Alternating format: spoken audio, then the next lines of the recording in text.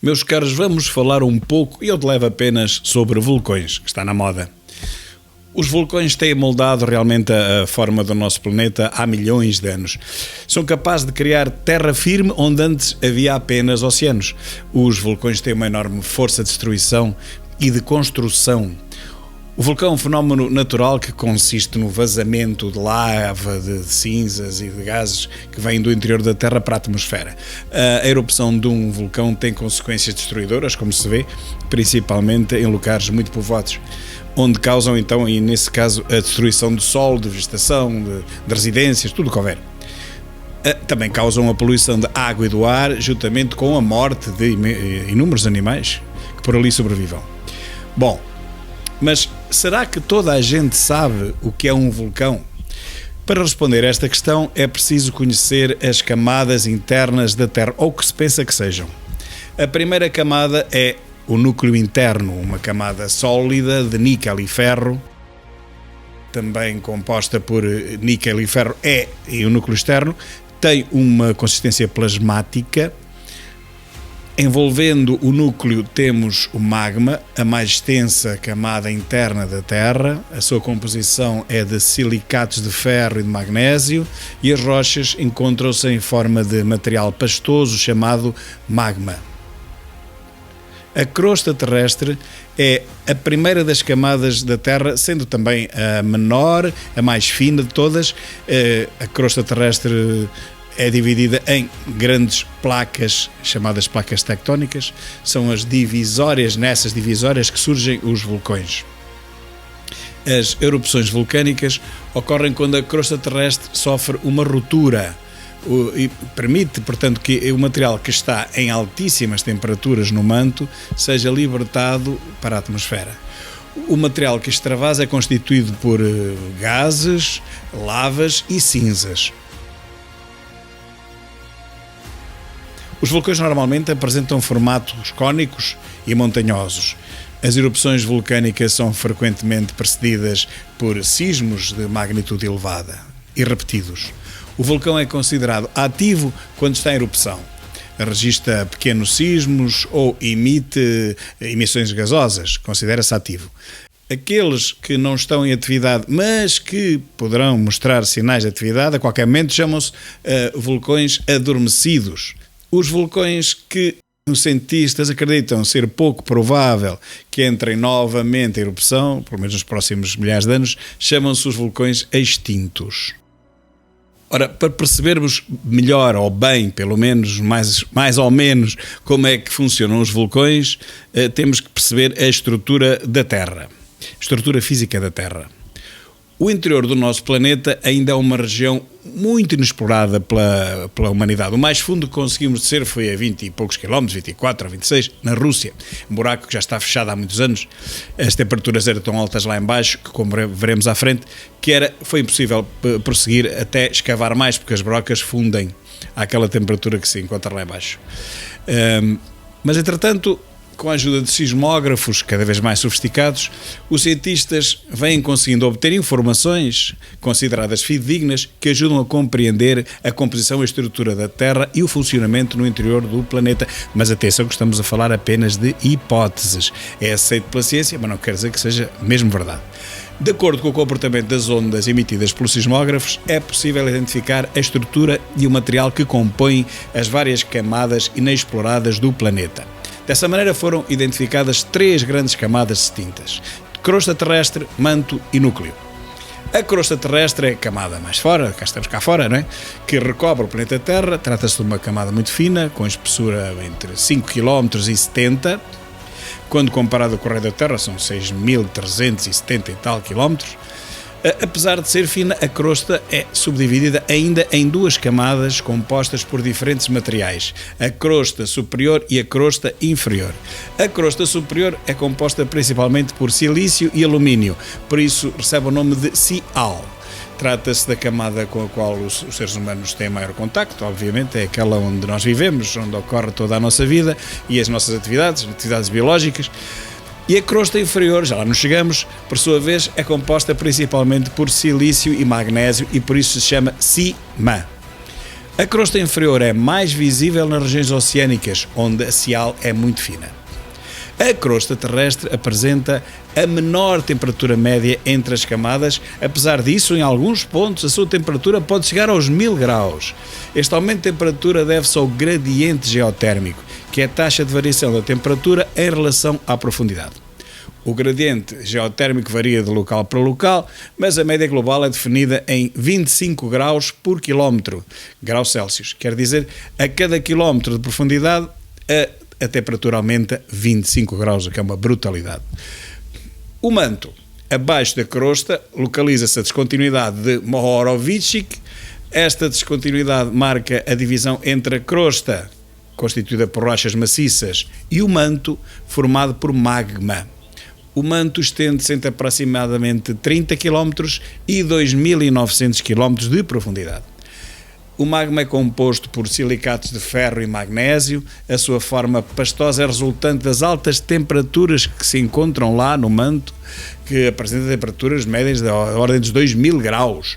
Por ser pastoso, o magma está em constante movimentação.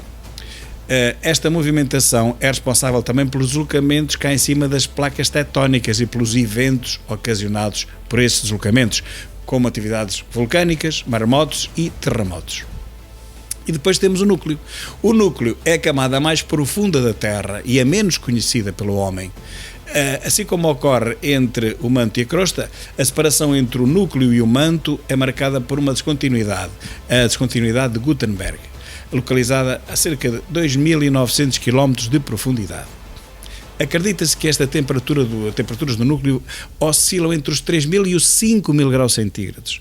O comportamento das ondas sísmicas indica que ele esteja dividido também em duas camadas, a externa e interna.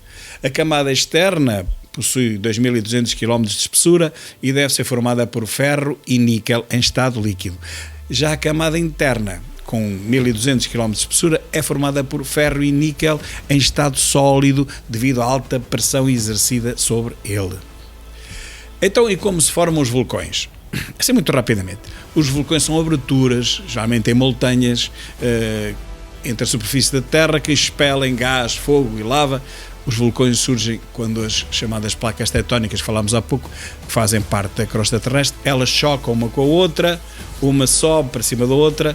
Há vários fenómenos que se podem verificar a esse nível, mas ao chocarem, movimentam-se e o material que está presente sobre essas placas também se vai deslocando e deixa aberturas para camadas mais profundas do planeta. Por essas aberturas pode sair o magma que está presente entre a crosta e o manto, como já vimos, a camada média da Terra. Como já vimos também, para entendermos também a formação dos vulcões, precisamos de conhecer a formação do magma. Quanto mais próximo do interior do nosso planeta, maior é a temperatura e a pressão que existe. Entre a crosta e o manto, as rochas podem entrar em fusão e formar um líquido, chamado magma. Esse magma sobe devido a diferenças de densidade. Ao subir, podem acontecer duas coisas. O magma pode chegar até à superfície, tornando-se um vulcão e expelindo lava, ou pode ficar alojado em algum lugar antes de chegar à superfície. O granito, por exemplo, é um exemplo de magma que não foi expelido e que se cristalizou em profundidade. Ora, a erupção do vulcão pode ser explosiva ou em derrame, dependendo da quantidade de sílica e de gases que existam na lava. A sua natureza explosiva deve-se ao conteúdo rico em sílica no magma, que aumenta a viscosidade da lava e, portanto, o potencial da sua explosão fica muito aumentado. Se for menos viscoso, é mais fluido e, portanto, vai derramar em vez de explodir.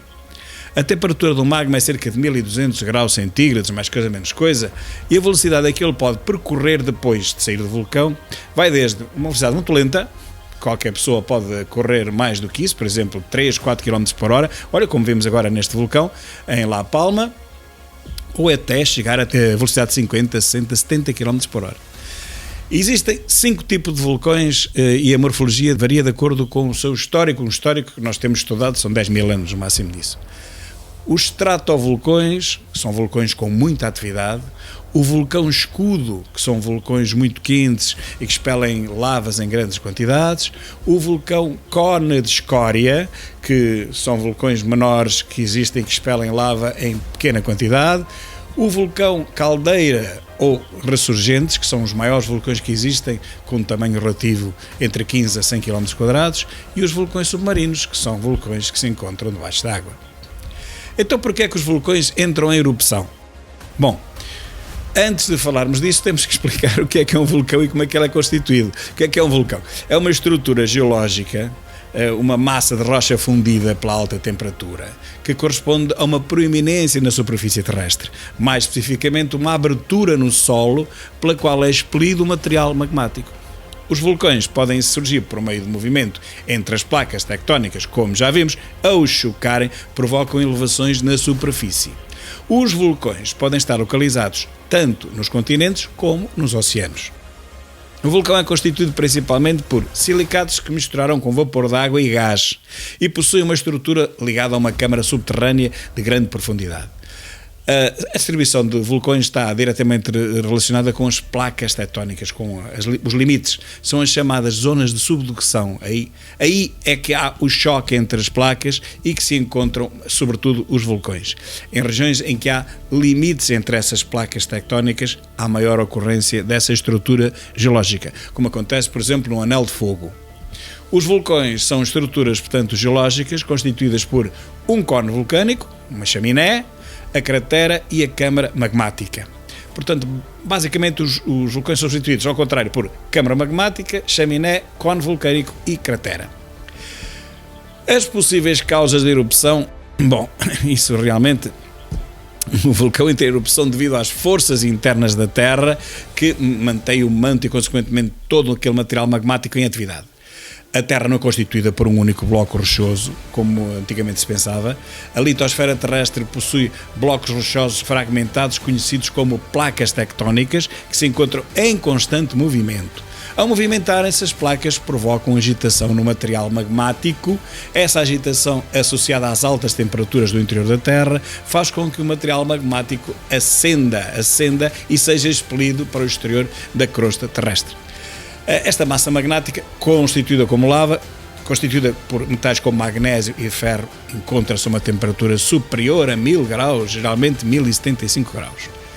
Consequências da atividade vulcânica. Bom, ela pode apresentar uma grande tragédia de ordem natural, dependendo da localização do vulcão. Cidades, comunidades ou povos podem ser afetados. A maior parte das erupções vulcânicas não pode ser prevista, o que ainda é mais um problema por causa da surpresa que ele pode constituir, e as pessoas não podem fugir. Também poluem a atmosfera bastante e podem expelir material magmático capaz de percorrer longas distâncias, provocando grandes prejuízos nas áreas vizinhas e para os habitantes. Muitas tragédias associadas aos vulcões já foram registadas em diversas partes do mundo, como por exemplo a erupção do Vesúvio em 79 d.C., em Pompeia, não é? Que matou 16 mil pessoas, segundo escritos. A erupção do vulcânico Ontaku em 2014 no Japão, há pouco tempo, provocou 60 mortos. A erupção do vulcão Sinabung, também em 2014 na Indonésia, provocou 16 mortes. A erupção do vulcão Merapi na Indonésia em 2010 causou cerca de 300 mortes e provocou o deslocamento de aproximadamente 280 mil pessoas. Bom, mas pelo menos até hoje este último vulcão, em La Palma, o Cumbre Vieja, não provocou qualquer morte, apenas a deslocalização de mais de 6 mil pessoas, mas felizmente não morreu ainda ninguém. Quanto aos tipos de erupção vulcânicas, elas diferem quanto à intensidade, à proporção e ao material expelido. Os principais tipos de erupção, quanto à violência, são a explosiva, efusiva, mista e catastrófica. A explosiva é a erupção de lava com alta viscosidade que impede a libertação de gases, ocorrendo, portanto, uma explosão violentíssima. Nestes casos, muitas vezes, este tipo de erupção nem sequer há derramamento de lava, apenas uma explosão gigantesca. A efusiva é a erupção de magma fluido que possibilita a libertação de gases, sendo assim uma erupção mais calma, com alto derramamento de lava e altíssimas temperaturas. Neste tipo de erupção, a lava alcança grandes distâncias, que é o que está a acontecer agora em La Palma. Mista, a erupção em que há fases alternadas de erupção violenta e erupção efusiva. Catastrófica, uma erupção em que a lava é de alta viscosidade, sendo assim não escorre para grandes distâncias, acumula-se ali naquela cratera. Os gases ficam ali aprisionados na chaminé, dando origem a uma nuvem ardente. Já as erupções classificadas pelos vulcanólogos segundo o material expelido são havaiana, estromboliana, pliniana, vulcaniana, peliana, subglacial e hidromagmática. A havaiana trata-se de uma erupção efusiva em que não há descarga de gases. Stromboliana, erupção em que há libertação de gases e pequenos fragmentos de rochas, formando arcos luminosos. Pliniana, uma erupção em que são expelidos fragmentos de rocha e de lava de grande viscosidade, formando uma coluna de fumo. Vulcaniana, uma erupção em que são expelidos fragmentos de rocha, há uma grande formação de grandes nuvens de cinzas que é expelida com violência na superfície. Peliana é a erupção em que há explosão de fragmentos de rocha, de gases, poeiras e cinzas. A lava de alta viscosidade desloca-se em grande velocidade. Subglacial, a erupção que ocorre sob o gelo, podendo provocar inundações. Hidromagmática, a erupção em que é expelido vapor explosivo quando há contacto com o solo em baixas temperaturas. Vulcões e terremotos. Há uma relação entre a existência de vulcões e a ocorrência de terremotos também, como sabem. Primeiro, é preciso entender o que são terremotos. Estes são fenómenos naturais, também chamados de abalos sísmicos, que correspondem a tremores na superfície terrestre, podendo ser de baixa ou alta intensidade. A ocorrência de terremotos está associada à atividade vulcânica e também à movimentação das placas tectónicas. Sendo assim, terremotos são resultado da libertação de forças acumuladas. Ora, os vulcões formam-se nas zonas de convergência, ou seja, nas regiões onde há o choque entre as tais placas tectónicas. O acumular da pressão provocado pela movimentação das placas provoca a descarga de energia e, consequentemente, a erupção vulcânica. Assim, dependendo da intensidade da erupção, pode haver ocorrência de tremores de terra na superfície, de terremotos. E já agora, quantos vulcões existem no mundo?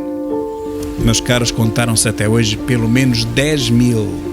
Cerca de 500 vulcões apresentam atividade durante um longo período.